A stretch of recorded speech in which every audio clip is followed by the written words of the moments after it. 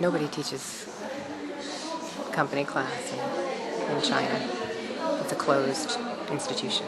So it's a great privilege for me and the dancers and our guests. A sea of feet and legs. What's that? A sea. A huge ocean worth of feet and legs to die for.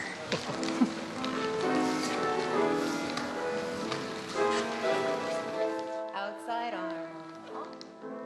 I got to see how my choreography looks on a Chinese dancer who's never maybe had that interpretation of that particular music that they've danced to.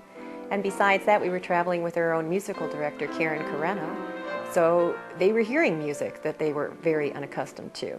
So the Chinese got, in the National Ballet, a big, giant dose of different types of imagery from Rocky Mountain Ballet Theatre, from the music that they were dancing to the choreography I was giving them, and to the sea of orange t-shirts and bandanas that were sitting at the front, watching them and photographing them. A few of our dancers got to take company class. Ashley did very well.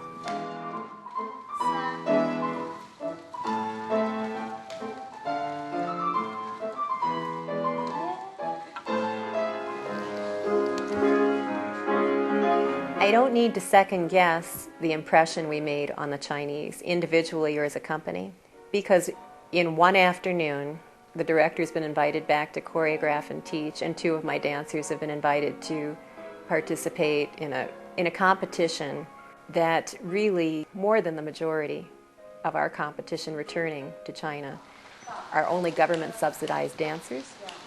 And the fact that Missoula, Montana has a program that we can compete on that level, I'm very proud.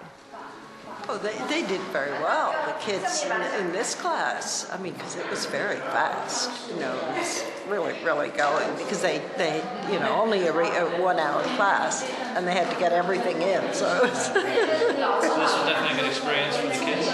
Oh yeah, terrific. And they did really, catching on to it, which was a little very different. They held their own.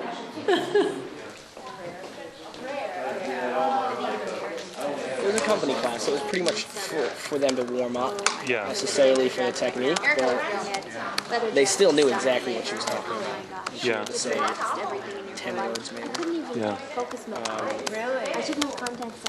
So what did you, I mean, you kind of had expectations going in, but like, what was the first point that you were like, oh dear?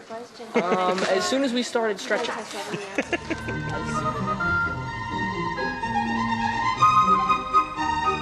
There are relics of choreography that only exist really in the Chinese repertoire.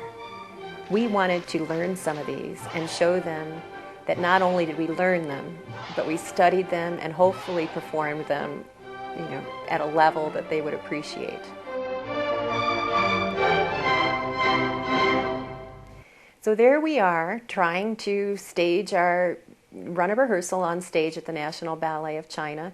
And I look over my shoulder, and my friend Mingyang Kui is speaking very rapid Chinese to a lovely couple.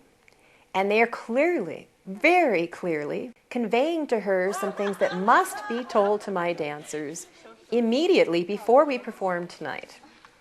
So I asked Ming, I said, who are those people? And she said, well, they were in the movie. They're the dancers that you've been studying for years.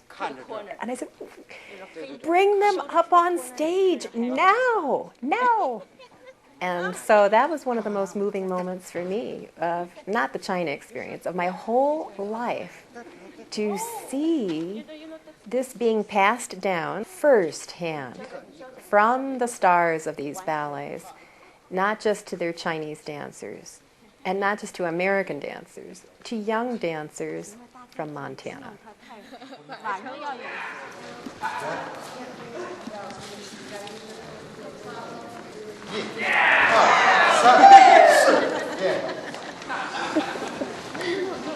It made me so happy. I know.